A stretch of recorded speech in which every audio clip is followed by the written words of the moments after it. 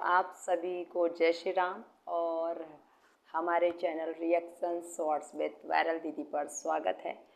तो आज हम आपकी कुछ समस्याओं के समाधान के साथ आपके साथ जुड़ने वाले हैं।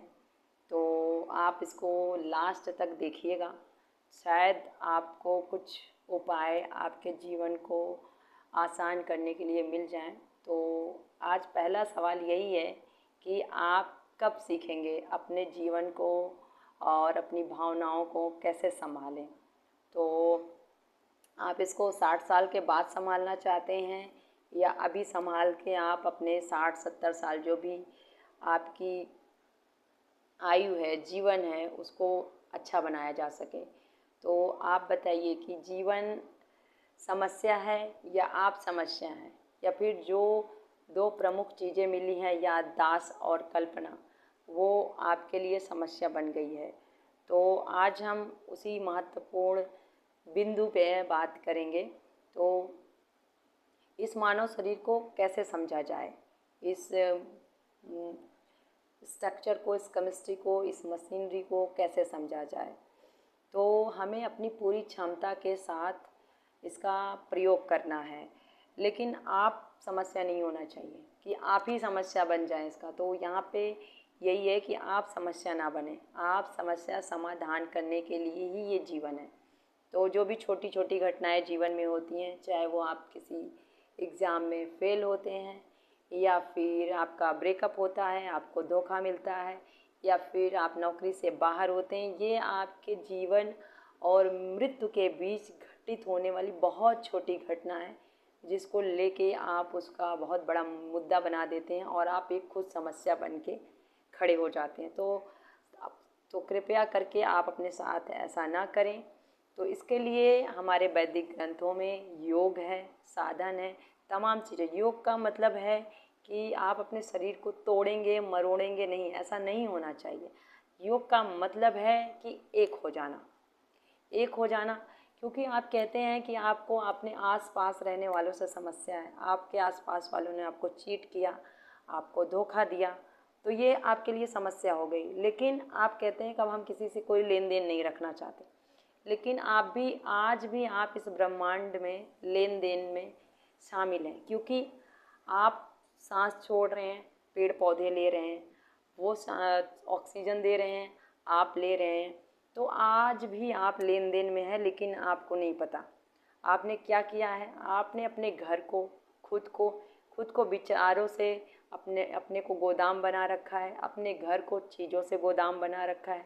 तो कृपया करके अपने जीवन को थोड़ा सा खाली रखें, अपने मन को भी खाली रखें, अपने घर को भी खाली रखें। तो इससे आपके जीवन को समझने में और उसको सुलझाने में आपको काफ़ी मदद मिल सकती है।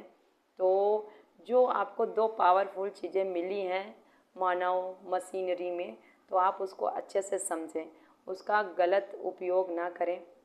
आपको याददाश्त मिली है और कल्पना। याददाश्त आप क्या करते हैं, आप 20 साल पुरानी घटना को याद करते हैं कि आपके मामा ने आपके साथ ऐसा किया था और आप मामा के घर नहीं जाना, या फिर जो भी समस्या हो, ऐसा बहुत सारी चीज़ें होती हैं।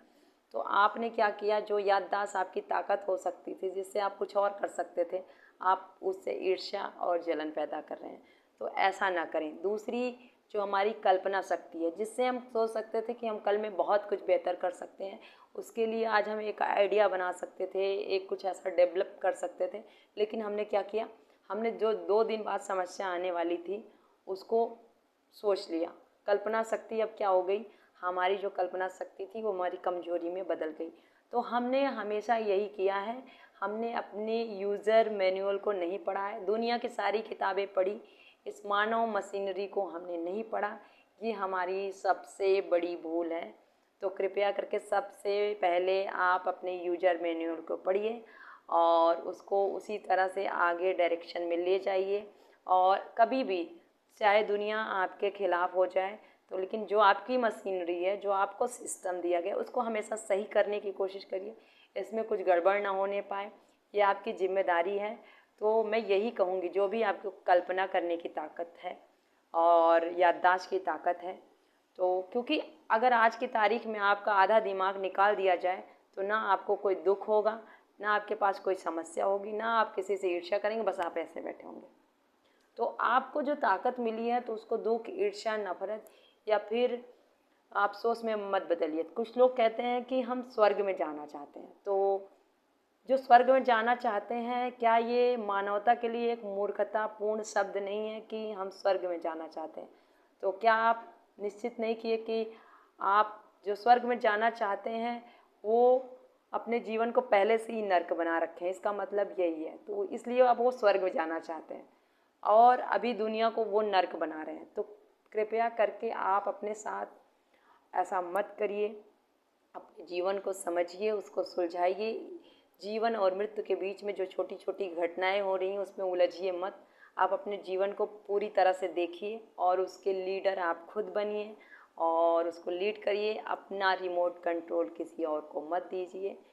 तो इससे अगर आपका कोई थोड़ी सी भी मदद हो जाए, आपके जीवन में थोड़ा सा भी मोटिवेशन आ जाए, तो इसके लिए मैं ईश्वर का थैंकफुल हूँ। तो आज के लिए इतना ही। तो आप सभी लोग अपने जीवन में थोड़ा सा अप्लाई करिए योग को, एक होने का कोशिश करिए। आप अपने दुश्मन मत बनिए, मानवता के लिए खतरा मत बनिए। तो आज के लिए बस इतना ही। आप सभी का हमारे चैनल पे आने के लिए धन्यवाद। जय श्री राम।